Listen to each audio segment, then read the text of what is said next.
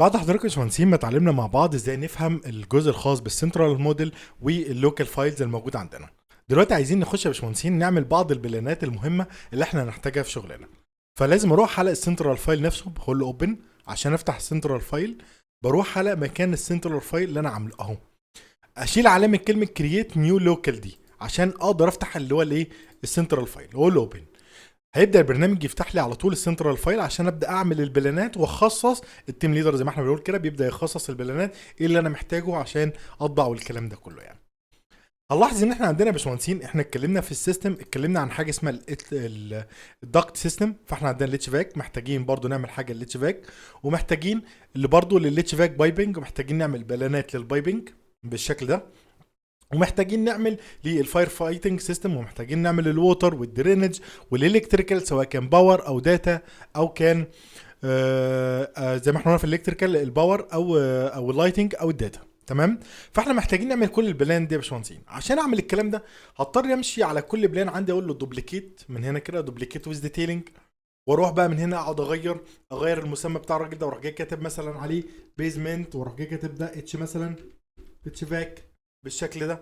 وموال كبير قوي يعني، تخيل تفضل يبقى عندك البلانات دي كلها تقعد تعمل لها دوبليكيت لكل التخصصات دي كلها. طبعا انا عمري ما اسيبك تعمل الكلام الفاضي ده يعني. طب هتعمل ايه يا باشمهندس؟ في عندنا الداينامو، لازم اخش على قائمه مانج، هروح جاي فاتح حاجه اسمها الداينامو. احنا هنشغل الداينامو بلاير. هسيب لحضرتك سكريبت موجود في قلب الجروب على التليجرام، وموجود كمان في الفايلات اللي موجوده في الديسكريبشن بتاع الفيديو او على جروب التليجرام.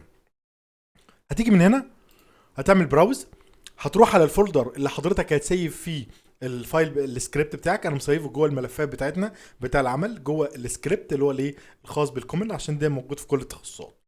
تمام. هاجي من هنا اروح جاي اعمل له ايه، افتح ليه الراجل ده كده عشان اشوف ايه اللي طالبه مني. اقول للراجل ده اعرف منه هو طالب مني ايه عشان ادخله الداتا صح، وبناء عليه اقدر اطلع اللي انا عايزه. الراجل بيقول لي ايه؟ بيقول لي اول حاجه يا باشمهندس انا عايز اعرف الليفل تايب نيم. يعني ايه الليفل تايب نيم؟ يعني انا لو رحت على اي بلان من هنا، عايز اعرف الاسم بتاع الليفل ده حضرتك مسميه لي ايه. اروح جاي ضغط من هنا، اروح جاي جايب اقول له رينيم، هاخد الاسم زي ما هو، اقول له كنترول سي، واجي هنا اروح جاي ضايف الاسم زي ما هو. طيب، بيقول لي حضرتك يا باشمهندس قبل المنسوب الجديد عايز تسمي حاجه، وليكن انا في شغلي هبدا مثلا وليكن الاتش فاك سيستم ب 1000 واحد، ماشي، وهسمي بعدها وهكتب بعدها الاتش فاك سيستم. طيب الفيو تمبلت، طبعا احنا هنشرح الفيو تمبلت بالتفصيل الممل، بس خلينا حاليا دلوقتي ان احنا نحطهم جوه الميكانيكال عشان تظهر كلها تحت الاتش فاك. وكل اللي عليه اعمله اروح جاي ضاغط من هنا، اقول له ايه، ران سكريبت. شايفين في ثانيه الراجل اهوت عمل لي كل الكلام ده كله. اعمل بس ديليت عشان اعمل قبل ده، اقول له برده اندرسكور من هنا كده، اقول له ايه، ران. الراجل في ثانيه عمل لي ادي البلانات ولا وجع قلب بالشكل قدامنا ده كده. طيب انا بعد كده عايز عند 1100 بالشكل ده، 1101، اروح جاي اعمل برضو الاتش فاك اتش في بي اللي هو الايه، الاتش فاك بايبنج سيستم، عشان انا عايز برضو بلانات للبايبنج، واقول له برضو خليها تحت الميكانيكال، واقول له ايه، ران. منتهى الجمال ومنتهى السهوله، عملت كل البلانات. محتاج طيب للبلامينج، محتاج للبلامينج عندنا. فممكن على طول طالما انا عندي هنا للبلامينج، اروح جاي مختار من هنا كده البلامينج، واسميه بدل 1100 خليه 1201، واختار من هنا اكتب كلمه بلامينج بالشكل ده، واقول له كرييت اوتوماتيك، هتلاقيهم نزلوا بالشكل قدامنا ده كده في البلامينج هنا. هنعرف برضه دلوقتي اهميه الفيو تمبلت، وهنشرح الفيو تمبلت بالتفصيل. طيب محتاج برضه بلانات للفاير فايتنج، اروح جاي كاتب ده 1301، واخلي ده كده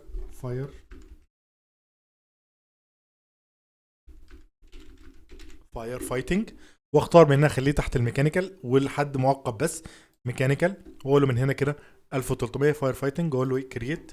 عمل لي بلانات للفاير فايتنج، منتهى الجمال ومنتهى السهوله، ولا بقى وجع قلب. تخيل كنت تعمل ده كله دوبليكيت بقى، عيش بقى وسيبنا عيش.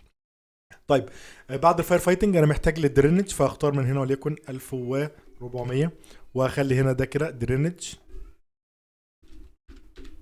درينج سيستم، واخلي برضو تحت الميكانيكال، واقول له كرييت. طيب محتاج 1000 عند 1500، محتاج برضو للووتر سيستم، ووتر ووتر سبلاي بالشكل ده، واروح جاي له هنا كرييت. طيب محتاج ايه تاني؟ هقول له برضو محتاج 1600. انا محتاج برضو تحت بقى الالكتريكال، هختار بقى وليكن هنا لو في الكتريكال اهو، ادي الكتريكال بلان، اسميه هنا كده باور. باور عشان اعمل لوحات الباور بالشكل ده. هروح على 1700 عشان اعمل لوحات اللايتنج. اللايتنج بالشكل ده، اقول له كرييت. هروح على الجزء الثالث واقول له 1800، هقول له على لوحات الداتا عشان خاطر اللوحات الخاصة بالداتا. متخيل كمية البلانات اللي احنا عملنا لها كرييشن؟ شايف اتش فاك وادي الالكتريكال، متخيل الكمية دي كلها؟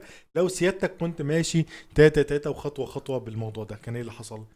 كنت ربنا يعينك بقى على الموضوع ده.